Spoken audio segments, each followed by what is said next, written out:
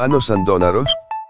Πώς κόλλησε πιθανώς το βακτήριο της Λεγιονέλας? Τι συμπτώματα παρουσιάζει? Όπως έγινε γνωστό χτες, ο γνωστός δημοσιογράφος Μάνος Αντώναρος νοσηλεύεται τις τελευταίες μέρες με βαριά πνευμονία στη μονάδα εντατικής θεραπείας του νοσοκομείου Ευαγγελισμός. Ο Μάνος Αντώναρος, δερφός του πρώην στελέχους της Νίδρα, Αγγέλου, πάσχει από τα φλεγόμενο βακτήριο της Λεγιονέλας, ενώ μέχρι τώρα είναι άγνωστο πως το κόλλησε. Σύμφωνα με πληροφορίες, η κατάστασή του παρουσιάζει βελτίωση, ωστόσο παραμένει σοβαρή καθώς υπάρχει κίνδυνος επιπλοκών. Τι είναι το βακτήριο της Λεγιονέλας? Η πιο πιθανή εκδοχή του πώς κόλλησε ο Μάνος Αντώναρος το εν λόγω βακτήριο είναι από κάποιο κλιματιστικό, air condition, και ακόμα δεν υπάρχει κάποια επίσημη ενημέρωση σχετικά. Η νόσος των Λεγεωνάριων είναι μια σοβαρή μορφή πνευμονίας. Μια εκτεταμένη φλεγμονή των πνευμόνων που προκαλείται συνήθως από μόλυνση με ένα βακτήριο γνωστό ως Λεγιονέλα, Ιδανέλα. Τα τελευταία χρόνια παρουσιάζεται αύξηση στα άτομα που πλήττει η νόσος των Λεγεωνάριων, εξαιτίας της ραγδαίας εξάπλωσης των κλιματιστικών, air condition, σε κάθε κλειστό χώρο, σπίτι, γραφείο, αυτοκίνητο, καταστήματα, εστιατόρια ΚΛΠ. Η ελλειπής, η κακή συντήρηση του κλιματιστικού, φέρνει συσσόρευση επικίνδυνων βακτηρίων στο εσωτερικό του, τα οποία μεταφέρονται στον αέρα που αναπνέει το άτομο. Δεν είναι μεταδοτική ασθένεια η νόσος των Λεγεωνάριων από άτομο σε άτομο μέσω της επαφής.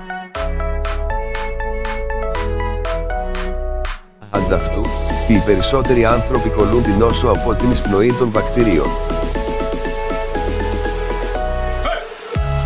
Οι ενήλικες μεγαλύτερης ηλικίας, οι καπνιστές και τα άτομα με εξασθενημένο ανοσοποιητικό σύστημα είναι ιδιαίτερα ευαίσθητα στην ασθένεια των Λεγεωνάριων. Το βακτήριο της νόσου των Λεγεωνάριων προκαλεί επίσης τον πυρετό τύπου Πόντιακ, μια ιδιότερη ασθένεια που μοιάζει με γρίπη. Χωριστά ή από κοινού, οι δύο ασθένειες ονομάζονται απλά ως νόσος των Λεγεωνάριων.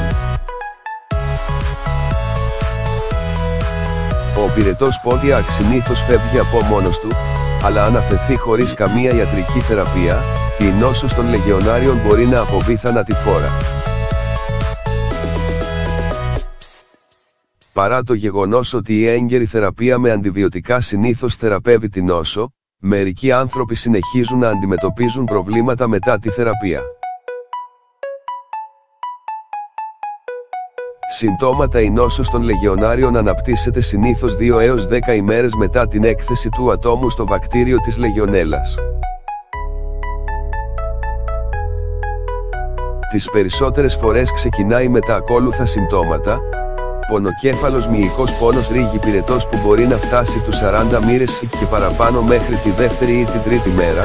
Ο ασθενής θα αναπτύξει και άλλα συμπτώματα που μπορεί να περιλαμβάνουν βήχας, ο οποίος μπορεί να έχει και βλένα και μερικές φορές, αίμα, δύσπνοια, πόνο στο στήθος, συμπτώματα στο γαστρεντερικό σύστημα, όπως ναυτία, έμετος και διάρρεια, σύγχυση, ή άλλες ψυχικές αλλαγές, αν και η νόσος των Λεγεωνάριων προσβάλλει κυρίως τους πνεύμονες.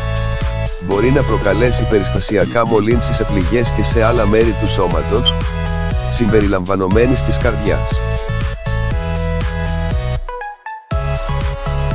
Μια ήπια μορφή της νόσου των Λεγεωνάριων, γνωστή ως πυρετός Πόντιακ, μπορεί να προκαλέσει συμπτώματα όπως πυρετό, ρίγη, πονοκέφαλο και μυϊκούς πόνους. Ωστόσο, ο πυρετός τύπου Πόντιακ δεν μολύνει τους πνεύμονες σας και τα συμπτώματα συνήθως εξαφανίζονται μέσα σε 2 έως 5 ημέρες. http://www.mayocclinic.org